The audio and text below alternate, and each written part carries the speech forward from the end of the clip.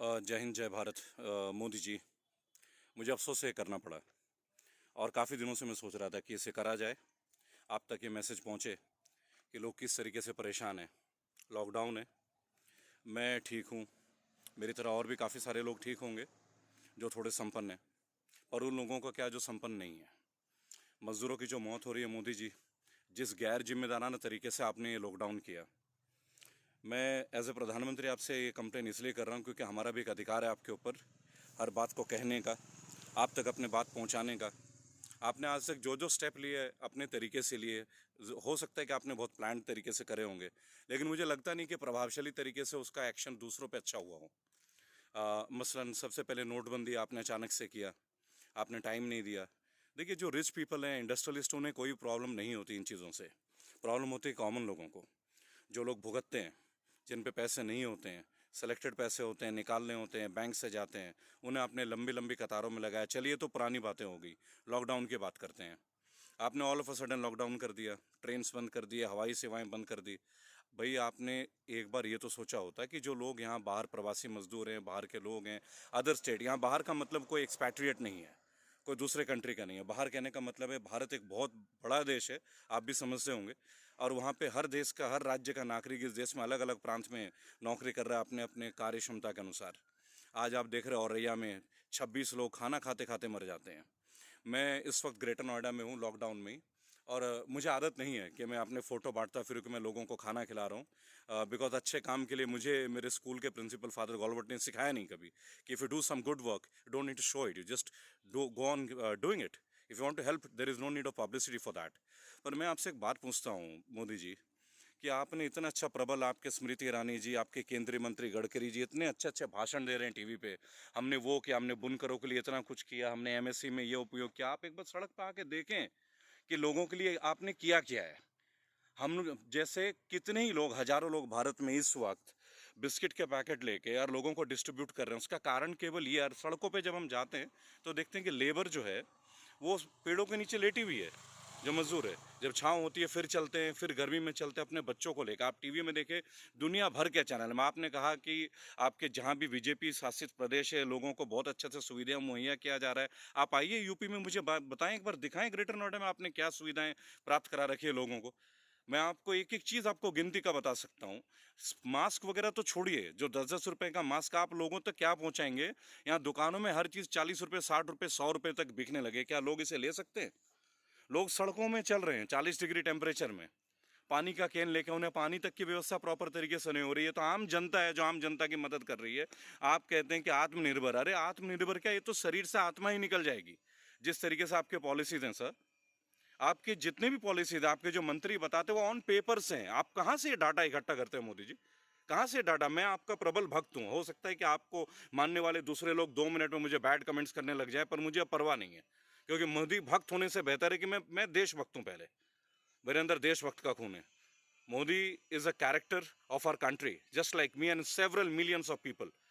But patriotism तो हर एक के अंदर है सर। ऐसा जरूरी तो नहीं कि पेट्रियोटिज्म होने के लिए मुझे बीजेपी का ही गमछा ओढ़ना पड़ेगा, या सौंपी ओढ़नी पड़ेगी, या भगवा रंगी ओढ़ना पड़ेगा।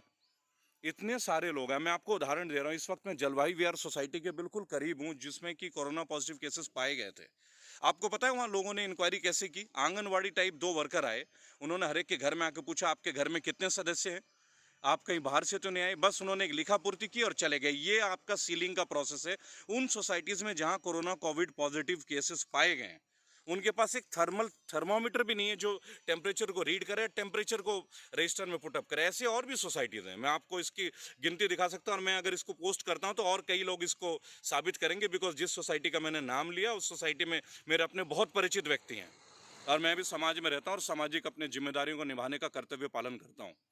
सर, आपके सबसे पहले 500 रुपये खाते में दिए जाएंगे, राशन में गेहूं दिए जाएंगे। सर, आप मुझे एक बात बताएं, आप गेहूं प्रोवाइड करते हैं, उस गेहूं को पीसेगा कौन? उस गेहूं को पीस के आटा कहां से आएगा जब आपने लॉकडाउन कर रखा है? और किस किस व्यक्ति को मिल रहा है? मेरे यहाँ पे दर्जनों लोग हैं जो लोग यहाँ वर्क करते हैं, बहुत सारे लोग हैं। एक किसी व्यक्ति को मैंने सामान पाते हुए नहीं देखा सर, एक किसी व्यक्ति को। कब आता है, किसको मिलता है, ये तक नहीं पता चलता सर। मेडिकल एड नहीं मिलती। ये सारे आंकड़े आपके टेलीविजन में आते हैं, आपके नेताओं के द्वारा। मैं देख रहा था स्मृति ईरानी जी, माननीय केंद्रीय मंत्री, उन्होंने बोला हमने बुनकरों के लिए जो किया, फिर बात आई कि हम एमएससी को लोन देंगे। सर आप मुद्रा लोन पे आ जाएं। आपने जो मुद्रा लोन बनाया था, क्या लोन मिलता है लोगों को? मेरे ऑफिस में 6 एग्जीक्यूटिव्स हैं। मैंने अपने इंडियन बैंक ग्रेटर नोएडा के मैनेजर से बोला कि सर इनको दे दीजिए, they want to start up. तो पता है वो क्या बोलते हैं? कि दे नीड कोलैटरल। अगर आप मुद्रा लोन में कोलैटरल चाहिए तो सीधा सीधा बोलो ना कि लोन अगेंस्ट प्रॉपर्टी आपको देनी। फिर आप ये क्यों बोलते हो कि हमने ये लोन प्रोवाइड कर दिया? सर मैं भी बिजनेसमैन हूँ सबसे ज़्यादा भुगतता है बिजनेसमैन इस देश में। वो टैक्स भी भरता है, सारी चीज़ों को भी करता है, उसके पश्चात भी आपको लगता है कि केवल कागजी कार्रवाई एंड कागजी कार्रवाई। Sir I am not happy. आपने लॉकडाउन में कोई मेजर्स नहीं लिया। काश कि आप 2 दिन बाद लॉकडाउन करते, लोगों को ये इत्तला करते। चाहे भगदड़ मस्ती, भगदड़ तो अब भी मची हुई है। जो लोग अपने किराए पे मकानों में रह रहे हैं, किराएदार का एक बात बताओ, जिनका जो आश्रित है किराए के कमाई से, वो मकान मालिक एक मकान है बेचारे पे, उस पे भी अपने लोग हैं, परिवार हैं, वो अपना खर्चा कहाँ से चलाएगा? आपने कहा किराए मत लो। भाई आपने उसके लिए क्या किया, क्या प्रावधान किया? आप मुझे बता दें अगर आपने कोई प्रावधान कर रखा हो। क्या उनके अकाउंट में आपने पैसे डाल दिए? Sir it was not a good setup. I am not satisfied and millions of Indians are not satisfied by the way your government has worked during the course of lockdown. मुझे लगता है कि आप मन की बात करते हैं पर आप मन की बात सुनते नहीं हैं सर। या फिर आपको जो मन की बातें सुनाते हैं आपके इर्द गिर्द के जो नेता हैं, शायद वो पॉलिटिकली बहुत ज़्यादा इनोवेटेड हैं, वो शायद लोगों से अवेयर नहीं है। मथुरा से आपके सांसद होते हैं हेमा मालिनी, जो मुंबई में अपने प्रवचन देते हैं सर कमाल की बात हो जाती है। पैराशूट कैंडिडेट्स होते हैं सर। आप बंगाल की बातें करते हैं सर कि बंगाल में ये हो रहा है, बंगाल में वो हो रहा है, आपके गवर्नमेंट कहती है। सर आप मुझे एक बात बताएं, क्या बंगाल में आपके अपने कैंडिडेट्स थे? आपने सारे तृणमूल कांग्रेस के कैंडिडेट्स को बीजेपी का झंडा दे दिया, उनको भगवा रंग चढ़ा दिया, इसका मतलब वो शुद्ध हो गए। तो सर शुद्धता आपके पार्टी में है कहाँ? Where is the purity in your political agenda sir? मैंने आपको वोट दिया सर, मैं बहुत प्रशंसक हूँ आपका, मेरे बच्चे आपको बहुत पसंद करते हैं मोदी जी। बट मैं जेन्युइनली आपको बताऊं, मेरे बच्चे अगर ये जाने कि आपकी वजह से बिजनेस लोगों का कैसा इफेक्ट हुआ है, लोगों की जीवन शैली कैसे इफेक्ट हुई है, जो हम अखबारों में देख रहे हैं, मीडिया में देख रहे हैं, उसे छोड़े सर। आप वास्तविकता में आइए। 2016 में आपने नोटबंदी की थी, आइए मैं आपको एक एक घर ले चलता। आप एक घर से मुझे ये बता दें कि इस घर का आर्थिक कंडीशन बढ़ गया, और मैं आपको दर्जनों नहीं लाखों घर दिखा दूंगा जिनके आर्थिक कंडीशंस और विकृत हुई जब से आपके सरकार ने इस तरीके के पॉलिसीज की है। और लॉकडाउन में सब चीजें महंगी हुई सर, सब्जियां महंगी हुई। एक बात बताएं, घिया 40 रुपए बिकता है। मैं भी ग्रामीण क्षेत्र से आ रहा हूँ, धनकौर क्षेत्र से, वहां 10 रुपए बिक रहा है, लेकिन हमारे यहाँ पे शहरों में 40 रुपए बिक रहा है सर। भिंडी 60 रुपए बिकती है, शिमला मिर्च 80 रुपए बिकते हैं। क्यों बिकते हैं सर? वहां पे 10 रुपीज का बिकता है, बिकॉज आपने सारी चीजें बंद कर दी, ऑल ऑफ अ सडन बंद कर दिया, कालाबाजारी हो रही है। सब आपके निगरानी में सर। आपकी पार्टी क्या देखते नहीं है या क्या आपके ऑफिसर्स को इसकी जानकारी नहीं है?